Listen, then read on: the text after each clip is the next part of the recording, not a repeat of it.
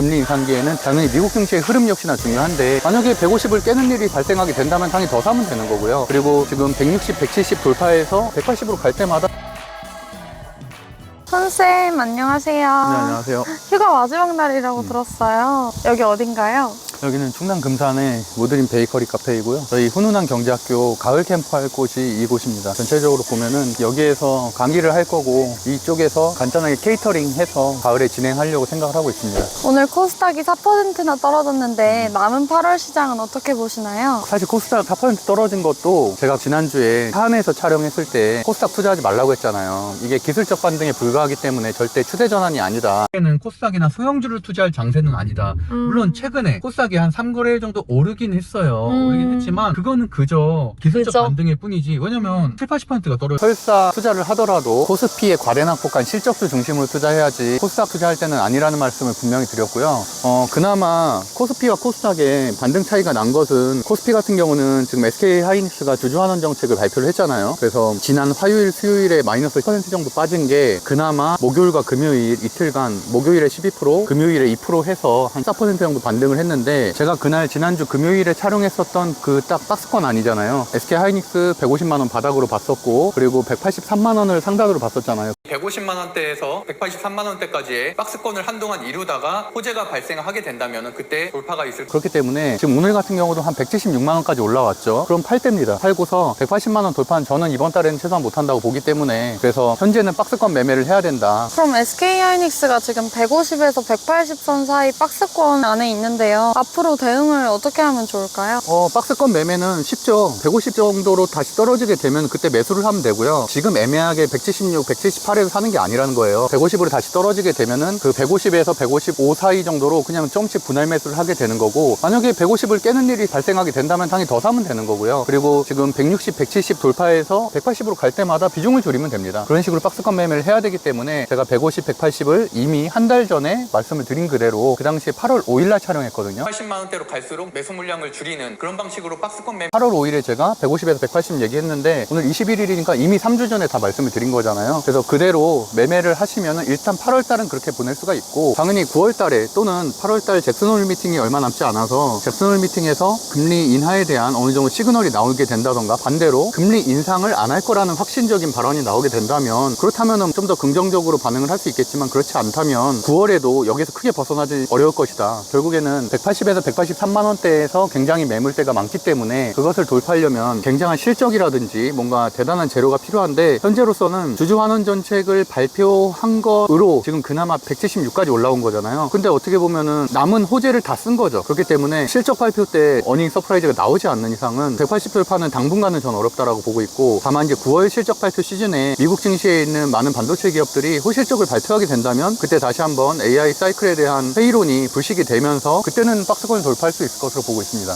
시장이 떨어진 게 금리 인상 때문이라고 하셨는데, 앞으로 금리 인상에 관련해서는 어떻게 대응을 하면 좋을까요? 금리 인상이 가장 큰 리스크라는 말은 저는 올해 초부터 말씀을 드렸고요. 흐름에 있어서는 가장 중요한 포인트라고 보고 있는데, 과연 금리 인상 기조로 돌아서겠는가에 대한 부분입니다. 실제로 우리나라는 이미 금리 인상의 기조로 들어섰다라고 볼 수. 다른 사람들이 모두 다 실적을 얘기할 때 저는 실적이 중요한 게 아니고 금리 인상되면 모든 게 끝장이다라는 식으로 표현을 했고, 왜냐면 저는 2021년부터 2023년도까지 엄청난 금리 인상장을 경험을 해봤기 때문에 21년도 9월부터 22년도 8월까지 엄청난 폭락이 있었죠. 지금은 지수 1000포인트가 별거 아닌 것처럼 보이지만 그 당시에는 삼성전자 다 반토막 났었거든요. 금리 인상 때문에. 코로나의 버블이 2020년도에 있었고, 그러고 나서 2021년도에 본격적인 금리 상승장이 시작이 되면서 대부분의 성장주들이 박살이 났다는 거죠. 다만 그 안에서 테마주들, 제약바이오 같은 테마주들이나 에코프로와 같은 배터리 테마 같은 경우는 상승을 하기도 했지만 SK하이닉스, 삼성전자 모두 다 반토막이 그 당시엔 났었습니다. 그래서 그만큼 금리 인상장은 굉장히 무서운 시장이죠. 그럼에도 불구하고 제가 그래서 지난주 금요일에 훈훈한 경제학교 차 안에서 촬영을 했을 때 금리 인상 수혜주에 대해서 정리해서 말씀드렸잖아요. 일반적으로 소비재, 삼양식품이나 농심과 같은 필수 소비재 같은 경우는 금리 인상기에 좀 오르기도 하고, 그리고 대표적인 것은 당연히 금융주가 될 수 있겠죠. 그래서 제가 그 당시에도 하나금융지주 또는 KB금융 이런 것들을 말씀드렸었잖아요. 그래서 그런 종목들은 오늘 같은 경우에도 양봉으로 마감이 됐고요. 그러다 보니까 특히나 오늘과 같은 경우는 어제자로 바이백을 2배로 늘렸음에도 불구하고 금리 인상, 국채금리가 또다시 인상이 됐거든요. 그래서 그런 흐름들 속에서 삼성전자와 SK하이닉스 그리고 관련된 주들은 그나마 강력한 재료가 있어서 버텼지만 나머지 종목들은 대부분 5%에서 7% 정도 폭락을 했단 말이죠. 실적주건 테마중거 간에 대부분 폭락을 했는데, 그렇다는 얘기는 오늘 같은 날 양봉으로 버티는 종목들, 특히나 그런 업종들에 주목을 해야 됩니다. 그래서 한번 살펴보면은 사실 오늘 뭐 보시는 것처럼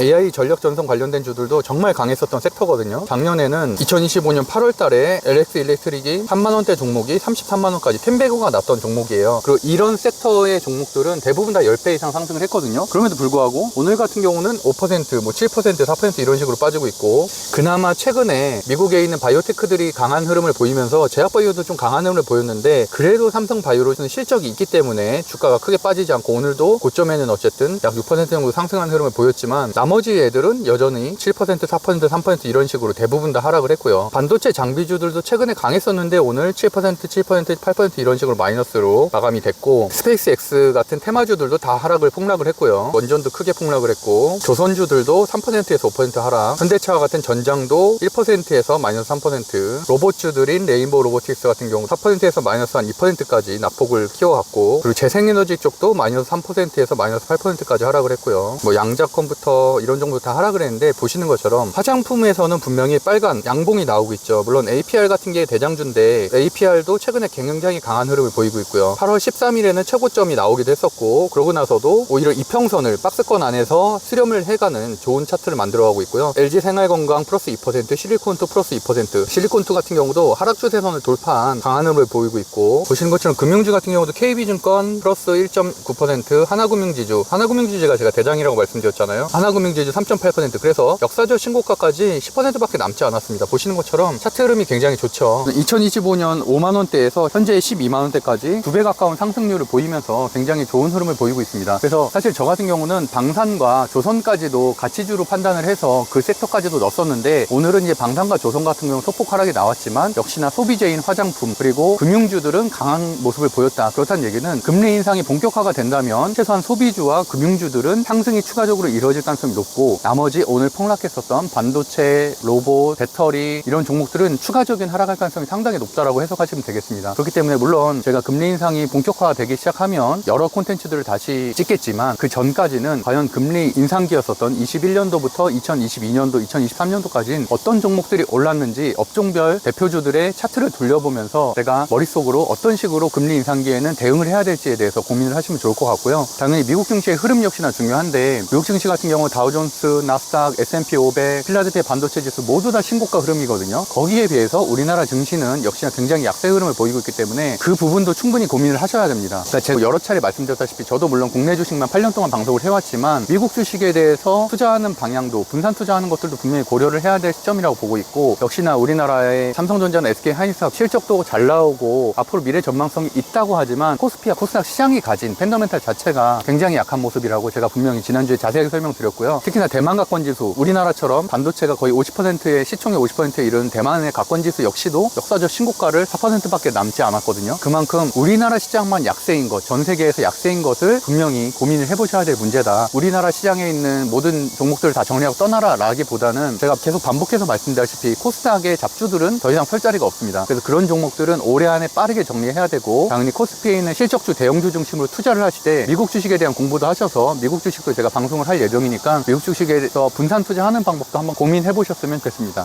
감사합니다. 훈훈한 경제학교 가을 캠프는 언제 여시나요? 아마도 이 수국이 분홍색으로 물들게 되는 한 10월 정도면은 가을 캠프가 열릴 것 같고요. 첫 번째 행사기 때문에 많은 분들을 초대할 수는 없겠지만 그래도 선착순으로 해서 한 30분 내외로 받을 생각이니까 그럼 그때 다시 한번 게시판으로 공지드리도록 하겠습니다. 하여튼 어려운 장이고 모두들 참 심란하실 텐데, 왜냐면 7월 달에 그렇게 힘들었고 8월에 조금 반등 하나 했는데 또다시 이런 일이 발생하고 있잖아요. 하지만 작년부터 올해까지 지수가 무려 400% 이상 상승했다는 걸 반드시 기억하셔야 됩니다. 지금의 하락만 기억하지 마시고, 내가 주식을 늦게 시작했다면 내가 막차를 탄 것 뿐이지 시장 자체에는 정상적으로 4배 상승하고 겨우 30-40% 하락한 일반적인 패턴에 불과하다 정도라는 생각도 꼭 하시고, 앞으로 그런 대세 상승량의 기회가 다시 온다면 그때는 내가 그 전까지 많은 공부를 통해서 충분히 수익을 얻겠다라는 다짐을 하시는 계기가 되셨으면 좋겠습니다. 고생하셨습니다. 감사합니다.